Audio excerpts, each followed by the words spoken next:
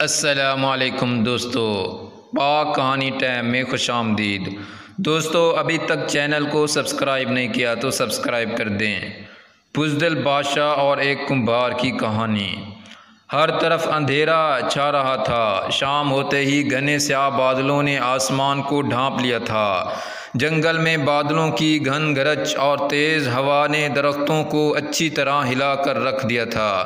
شاخوں اور پتوں کی شائیں نے جنگل کے ماحول کو ڈراؤنا بنا دیا تھا۔ بارش کا سماں بن گیا تھا۔ تھوڑی دیر بعد بارش شروع ہو گئی۔ بجلی چمکی اور سیاہ آسمان اس کی روشنی میں اپنی جھلک دکھانے لگا۔ بارش تیز ہو گئی۔ ایک شیر بارش میں بھیگتا ہوا کسی پناہ گاہ کی تلاش میں بھاگا جا رہا تھا۔ اس کا اپنا ٹھکانہ ایک غار تھا جہاں فوری طور پر پہنچنا اس کے لیے ناممکن تھا۔ اس نے بارش سے بچنے کے لیے ایک طرف کا رخ کیا۔ اچانک اسے ایک پرانی جھوپڑی دکھائی دی جو بہت ہی قریب تھی۔ ایک طویل سانس لیتے ہوئے وہ گھاس بھوس والی چھت کے نیچے رینگ کر دروازے کے قریب لیٹ گیا۔ بارش کے شور کے سوا اسے ہر طرف خاموشی محسوس ہوئی۔ تھوڑی دیر بعد شیر کو جھونپڑی کے اندر کسی بھاری چیز کے گھسیٹے جانے کی آواز سنائی دی جس سے اس کے کان کھڑے ہو گئے۔ ایک ادھیڑ عمر کی عورت بڑبڑا رہی تھی، جھونپڑی کے دروازے پر کتنی خوفناک دراڑ ہے! بوری بڑی مشکل سے اندر گھسیٹ کر لائی ہوں۔ یہ دراڑ میں نے جنگل میں شیر کے راستے میں دیکھی تھی۔ عورت شیر کے پنجے کے گہرے نشان کو دراڑ کہہ رہی تھی۔ اب یہ دراڑ جھونپڑی تک بھی آ پہنچی ہے۔ یہ سن کر شیر چونکا اور دراڑ کا نام سن کر سوچنے لگا، یہ دراڑ کیا چیز ہے جسے عورت خوفناک کہہ رہی ہے؟ یہ شاید دراڑ مجھ سے بھی زیادہ خوفناک اور طاقتور ہے۔ میں تو جنگل کا بادشاہ ہوں، سارے جانور مجھ سے ڈرتے ہیں۔ کیا یہ لوگ مجھ سے ڈرتے نہیں؟ اس دراڑ سے ڈرتے ہیں جسے عورت مجھ سے زیادہ خوفناک کہہ رہی ہے۔ اگر یہ بات ہے تو اس جھونپڑی میں رہنے والے لوگ بھلا مجھ سے کیوں ڈریں گے؟ اپنے خیال کے اس تانے بانے میں تھوڑی دیر بعد تھکا ہارا شیر سو گیا۔ ابھی شیر کو سوئے زیادہ دیر نہیں گزری تھی کہ اس کی نیند اچاٹ ہو گئی۔ کوئی ناراضگی کے انداز میں اس کے پاس کھڑا بڑبڑا رہا تھا۔ دوسرے لمحے اسے اپنے سر اور کندھے پر کسی کے بھاری بھرکم ہاتھ بڑھنے کی آواز سنائی دی۔ بڑے ضدی اور گاودی قسم کے جانور ہو، تم نے زنجیر کھول کر بھاگنے کی ہمت کیسے کی؟ اب تم اتنے دلیر ہو گئے ہو کہ گھر سے بھاگ نکلو اور میں تمہارے پیچھے اندھیرے میں ڈیویاں مارتا پھروں۔ میری بات کان کھول کر سن لو، آئندہ بھاگ نکلنے کی کوشش کی تو چارے میں زہر کھلا دوں گا۔ اٹھو اور اب سیدھے گھر چلے آؤ۔ کوئی غصے سے چلایا۔ یہ سن کر شیر کانپ گیا اور اس کے اوزان خطا ہو گئی۔ اس نے سوچا، اگر حکم عدلوی کرتا ہوں تو یہ کہیں مجھے واقعی ہلاک نہ کر دے۔ بہتری اسی میں ہے کہ اس کا حکم ماننا چاہیے۔ پھر کسی نے اس کے گردن میں رسا ڈالا، پھندے کا گھیرا تھوڑا سا تنگ کیا اور چھلانگ لگا کر شیر کی پیٹھ پر سوار ہو گیا۔ رسے کو کھینچ کر کوئی بولا، سیدھا گھر کی طرف چل، ادھر ادھر مڑنے کی کوشش مت کرنا، میں نے تمہیں بڑی مشکل سے تلاش کیا ہے۔ شیر کی پیٹھ پر سوار ہونے والا اسے پیٹ پر دونوں جانب سے ٹانگیں مار مار کر تیز بھگانے کی کوشش کر رہا تھا۔ تاریک جنگل اور بارش میں دوڑتے ہوئے شیر بہت خوف زدہ تھا کہ یہ میں کس مصیبت میں پھنس گیا ہوں۔ اسے اپنی گردن میں رسے کا پھندا بہت مضبوط محسوس ہوا۔ آخر کار وہ جنگل کے کنارے ایک بڑی سی جھونپڑی کے سامنے رکا۔ شیر کی پیٹھ سے نیچے اترا اور ایک زنجیر سے اسے درخت کے تنے کے ساتھ سین میں باندھ دیا اور خود جھونپڑی کے اندر چلا گیا۔ شیر زنجیر سے اپنے آپ کو کوشش کرنے کے باوجود بھی آزاد نہ کر سکا اور اس نے ساری رات درخت کے نیچے گزار دی۔ وہ کون تھا جس نے ایک خوفناک شیر کو جھونپڑی میں اکیلے پکڑا اور یہاں باندھ کر خود بڑے مزے سے سونے کے لیے اندر چلا گیا؟ مٹی کے برتن بنانے والا ایک کمبھار نصیب بخت دن بھر اپنے کام کاج سے فارغ ہونے کے بعد جب گھر آیا تو وہ بہت تھکا ہوا تھا۔ اس نے اپنی بیوی سے کہہ کر دہی کی لسی بنوائی اور پی کر سو گیا۔ جب بارش شروع ہوئی اور تیز ہوا چلی تو اچانک اسے یاد آیا کہ اس نے اپنا گدھا درخت کے نیچے باندھ دیا تھا اور وہاں بارش بھی آتی ہے، تو وہ فوراً جھوپڑی سے باہر نکلا تاکہ گدھے کو بارش سے بچا کر استبل میں لے آئے، لیکن جب وہ صحن میں درخت کے نیچے پہنچا تو گدھا غائب تھا، وہاں صرف زنجیر پڑی ہوئی تھی۔ معلوم ہوتا ہے کہ میرا گدھا زنجیر کھلوا کر بارش سے بچنے کے لیے جنگل کی طرف بھاگ نکلا ہے، لیکن مجھ سے بچ کر کہاں جائے گا؟ ایک جھوپڑی سے نکل کر کسی دوسری جھوپڑی میں پناہ لے لی ہوگی۔ کمبھار نصیب بختار بولا۔ وہ بارش میں ہی گدھے کی تلاش میں جنگل کی طرف روانہ ہو گیا۔ وہ بارش میں بھیگتا ہوا ایک طرف چلا جا رہا تھا۔ 1 گھنٹہ گزرنے کے بعد وہ کسی عورت کے جھونپڑی کے قریب پہنچ گیا۔ وہاں اس نے وقفے وقفے سے آسمان پر چمکنے والی بجلی کی مدھم روشنی میں جھونپڑی کے دروازے کے ایک طرف ایک جانور کو سوئے دیکھا۔ وہ مل گیا میرا گدھا، اڑیل یہاں مزے سے پڑا ہوا سو رہا ہے۔ میں جنگل میں تمہاری تلاش میں 1 گھنٹے سے مارا مارا پھر رہا ہوں۔ کمبھار نصیب بختہ زور سے چلایا۔ اس نے رات کے اندھیرے میں اپنے گدھے اور شیر میں کوئی فرق محسوس کرنے کی کوشش نہ کی اور اس کے سر اور کندھے پر 2-4 ہاتھ جڑ دیے، ساتھ ہی چھلانگ لگا کر اس کی پیٹھ پر سوار ہو گیا۔ گردن میں رسا ڈالا، اس ڈر سے پھندہ سخت کیا تاکہ راستے میں کہیں بھاگ نہ نکلے۔ اسے گھر لایا اور صحن میں درخت کے ساتھ زنجیر سے آدھی رات کو باندھ کر سونے کے لیے اندر چلا گیا۔ صبح ہوئی تو گاؤں کے لوگ کمبھار نصیب بختار کے گھر کے آگے سے گزرنے لگے۔ اچانک انہوں نے درخت سے ایک قد آدم شیر کو زنجیر سے بندھا ہوا دیکھا تو حیران و ششدر رہ گئے۔ یہ خبر دیکھتے ہی دیکھتے پورے گاؤں میں آگ کی طرح پھیل گئی۔ کمبھار نصیب بختار نے زندہ شیر پکڑا ہے۔ گاؤں والے اس کے گھر کے سامنے اکٹھے ہو کر شیر کو دیکھنے لگے اور اس کی بہادری کی بہت تعریف کی۔ انہوں نے کمبھار نصیب بختار کی دلیری کو زیادہ تعریف اس لیے بھی کی کیونکہ یہ شیر ان کی بکریاں اور بھینسوں کو کھا گیا تھا۔ لوگوں نے شیر کو مارنے کی بہت کوشش کی مگر ہر بار ناکامی کا سامنا کرنا پڑا۔ کمبھار نصیب بختار نے لوگوں کو بتایا کہ اس نے کوئی بڑا کارنامہ انجام نہیں دیا، وہ تو اپنے گمشدہ گدھے ہی کو پکڑ کر گھر لے آیا ہے۔ وہ لوگوں کی باتیں سن کر یہ بالکل نہ سمجھ سکا کہ گدھا شیر میں کیسے تبدیل ہو گیا ہے، لیکن جب کمبھار نصیب بختار نے اپنے گدھے کی جگہ واقعی شیر کو بندھے ہوئے دیکھا تو خوف سے بے ہوش ہو کر گر پڑا۔ اس کی بیوی بڑی مشکل سے اسے ہوش میں لائی اور اس کی بہادری کی بہت داد دی۔ ملک بہارستان کا بادشاہ دارگل ہمسایہ ملک داغستان کے آئے دن حملوں کی وجہ سے بہت پریشان تھا۔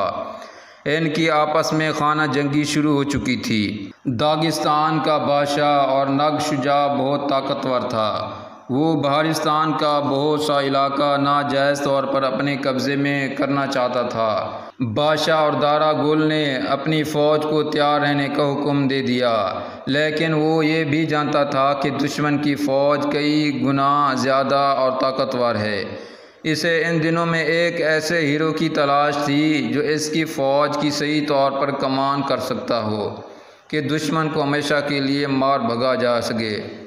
اس نے فوراً اپنے وزیروں اور مشیروں کو بلوایا بھیجا اور ان سے مشورہ طلب کیا۔ ان میں سے ایک وزیر فتح جنگ کو اچانک یاد آیا کہ کمبھار نصیب بختہ تو بہت دلیر اور بہادر انسان ہے جس نے شیر کو اکیلے پکڑ لیا ہے۔ اس نے بادشاہ دراغل کے حضور ساری کہانی بیان کر دی اور کہا ذل سبحانی نصیب بختہ ہی ایسے آدمی ہیں جو ہماری فوج کی صحیح طور پر کمان کر سکتا ہے اور ہم اپنے دشمن کو شکست دینے میں کامیاب ہو جائیں گے۔ بادشاہ دراغل نے فوراً ایک پیغام رساں کو نصیب بختہ کے گھر بھیجا۔ جب اسے پیغام رساں سے یہ معلوم ہوا کہ اسے فوج کا جنرل بنایا جا رہا ہے تو وہ حیران رہ گیا۔ وہ پیغام رساں کے ساتھ تیار ہو کر بادشاہ دراغل کے شاہی محل میں پہنچا۔ اس کی خوب آؤ بھگت ہوئی۔ بادشاہ نے اسے اگلے روز دوبارہ آنے کا حکم دیا۔ کمبھار نصیب بختہ کی سٹی گم ہو گئی کہ یہ میرے ساتھ کیا ہو رہا ہے، کہاں میں کمبھار نصیب بختہ اور کہاں فوج کا جنرل۔ گدھے نے شیر میں تبدیل ہو کر مجھے واقعی مصیبت میں ڈال دیا۔ لگتا ہے میرا آخری وقت آ پہنچا ہے۔ آخر کار غریب اور جاہل کمبھار نصیب بختہ کو فوج کا جنرل بنا دیا گیا۔ اس نے تو کبھی خواب میں تلوار بھی نہ اٹھائی تھی اور نہ ہی کبھی گھوڑے پر سواری کی تھی۔ وہ گھر آیا تو شیر پر برس پڑا، تم گدھے سے شیر کیسے بن گئے؟ یہ ساری مصیبت تمہاری وجہ سے آئی ہے۔ نہ تم گدھے سے شیر بنتے اور نہ میں کمبھار سے فوج کا جنرل بنتا۔ اس کی بیوی اپنے خاوند کی بات سن کر کہنے لگی، کیوں شیر کو کوستے ہو؟ اس کا کوئی قصور نہیں۔ نصیب بختہ تمہارے تو بخت جا گئے ہیں۔ خدا کا شکر ادا کرو جس نے تمہیں فوج کا جنرل بنا دیا ہے۔ لگتا ہے ہمارے دن بھرنے والے ہیں۔ ہمت نہ ہارو، خدا ہماری مدد کرے گا، وہ بڑا کارساز ہے۔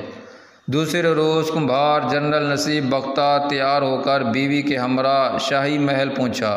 بادشاہ دراغل اس سے مل کر بہت خوش ہوا۔ اس کی اچھی طرح خاطر مدارت کی گئی۔ بادشاہ دراغل نے اسے فوج کی کمان سنبھالنے کا حکم دے دیا اور کہا، ہمسایہ ملک کا بادشاہ اور نگ شجاع جنگی تیاروں میں مصروف ہے۔ وہ آئے روز ہمارے علاقوں پر ناکام حملے کرتا رہتا ہے اور منہ کی کھاتا ہے۔ ہماری فوج بھی جنگ کے لیے تیار ہے۔ تم اس کی صحیح طور پر کمان کر سکتے ہو۔ کل صبح دشمن کے سپاہی ہمارے طرف بڑھیں گے۔ تم فوج کے ساتھ مل کر دشمن کو چھٹی کا دودھ یاد دلا دو تاکہ وہ ادھر کا رخ دوبارہ کبھی نہ کریں۔ کمبھار جنرل نصیب بختہ اور اس کی بیوی کے رہنے کے لیے بادشاہ اور دراغل نے ایک شاندار مکان بنانے کا حکم دیا۔ اس میں ایک استبل بھی تھا جس میں ایک طاقتور سیاہ گھوڑا اسے میدان جنگ میں لے جانے کے لیے تیار کھڑا تھا۔ کمبھار جنرل کو ساری رات نیند نہ آئی۔ وہ بہت پریشان تھا کیونکہ وہ نہیں جانتا تھا وہ گھوڑے پر سواری کیسے کرے گا۔ اگر میں گھوڑے سے نیچے گر گیا تو ہر کوئی مجھ پر ہنسے گا اور کہے گا کہ فوج کا جنرل ہو کر گھوڑے سے نیچے گر پڑا۔ میں کل علی صبح اٹھ کر گھوڑے پر سواری کرنے کی کوشش کروں گا۔ کمبھار جنرل نے سوچا۔ صبح ہوئی تو اس نے بیوی کو جگایا۔ وہ دونوں استبل میں گئے جہاں ایک خوبصورت گھوڑا کھڑا تھا۔ یہ گھوڑا بہت لمبا ہے، میں اس پر سوار کیسے ہوں گا؟ جنرل نصیب بختہ نے کہا، یہ بینچ گھوڑے کے قریب کر لو اور اس پر پاؤں رکھ کر اس کی پیٹھ پر سوار ہو جاؤ۔ بیوی نے مشورہ دیا۔ کمبھار جنرل کو بینچ کی مدد سے بھی گھوڑے پر چڑھنے میں سخت دشواری کا سامنا کرنا پڑ رہا تھا۔ آخر کار خدا کر کے وہ بیوی کی مدد سے گھوڑے کی پیٹھ پر بیٹھنے میں کامیاب ہو گیا۔ اس نے محسوس کیا کہ ذہن میں پھسلن بہت ہیں۔ میرے دونوں پاؤں رکابوں کے ساتھ باندھ دو، ایسا نہ ہو کہ میں راستے میں ہی گر جاؤں اور سب کی ہوں۔ وہ بیوی سے کہنے لگا۔ بھلی مانس نے کہیں سے رسا تلاش کیا اور خاوند کے پاؤں رکابوں سے باندھ دیے۔ پھر رسی کو گھوڑے کے نیچے سے لے جا کر دونوں رکابوں کو ایک دوسرے سے باندھ دیا۔ کمبھار جنرل نصیب بختہ کی بیوی نے ایک کمال یہ دکھایا کہ اس نے خاوند کی کمر کو رسے سے اچھی طرح لپیٹا اور اسے ذہن کے ساتھ باندھ دیا تھا تاکہ گرنے نہ پائے۔ اب میرے ہاتھ گردن سے باندھ دو۔ جنرل نصیب بختہ بولا۔ منہ زور گھوڑا استبل سے باہر نکلنے کے لیے بے تاب تھا۔ اس سے پہلے کہ بیوی رسا اس کی گردن سے باندھتی، گھوڑا اچانک اچھلا اور باہر نکل گیا۔ اب صورتحال یہ تھی کہ کمبھار جنرل نصیب بختہ گھوڑے کی پیٹھ پر ایک بوری کی مان بیٹھا ہوا تھا۔ وہ صرف رسوں کی مدد سے نیچے گرنے سے بچا ہوا تھا۔ اس نے گھوڑے کی گردن کو مضبوطی سے پکڑ رکھا تھا۔ وہ خدا سے گڑ گڑا کر دعا مانگ رہا تھا، اے میرے اللہ، تو نے مجھے کمبھار سے فوج کا جنرل تو بنا دیا ہے۔ اس ملک کی حفاظت اور میری عزت تیرے ہاتھ میں ہے۔ میں تو ایک جاہل اور گوار سا انسان ہوں۔ اپنی مہربانی سے میری مدد فرما اور مجھ کمزور انسان کی جان بھی بچا دے۔ سیاہ گھوڑا بڑی تیزی سے گلیوں میں بھاگ رہا تھا۔ اس نے شہر کی طرف جانے والے دروازوں کو اپنے سموں سے توڑ پھوڑ دیا اور کھلے کھیتوں کی جانب نکل گیا۔ اس نے ندیوں اور باڑوں کو پار کیا۔ اب جنرل کمبھار نصیب بختہ کا گھوڑا میدان جنگ کی طرف آ گیا اور دشمن کے کیمپوں کی طرف بڑھنے لگا۔ اسے پتہ چل گیا تھا کہ گھوڑا کس طرف جا رہا ہے۔ اس نے گھوڑے کو روکنے کی بہت کوشش کی مگر بے سود۔ جب کمبھار نصیب بختہ کا گھوڑا ایک درخت کے قریب سے گزرا تو اس نے درخت کی ایک شاخ پکڑ لی۔ وہ اس طرح سے گھوڑے کو روکنا چاہتا تھا۔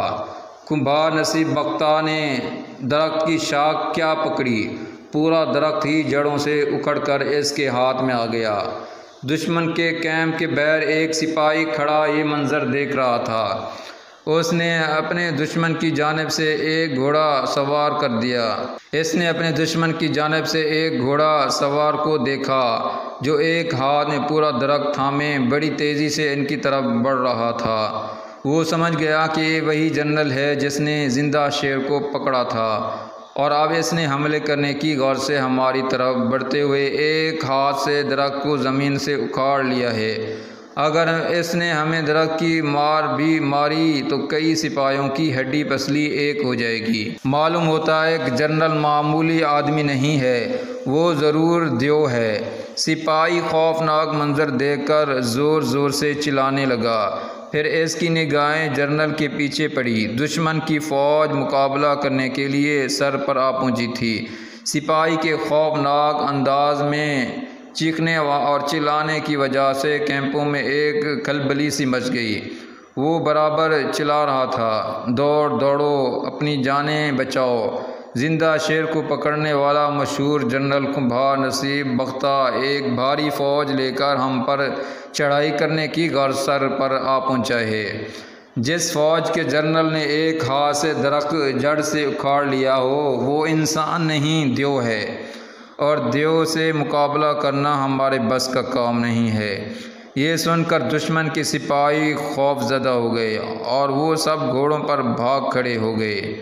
اس کا بادشاہ اور رنگ شجاع اپنے خیموں میں بیٹھا ہوا میدان جنگ کی صورتحال دیکھ رہا تھا۔ جنگ کا پاسا اچانک پلٹ جانے پر وہ گھبرا گیا۔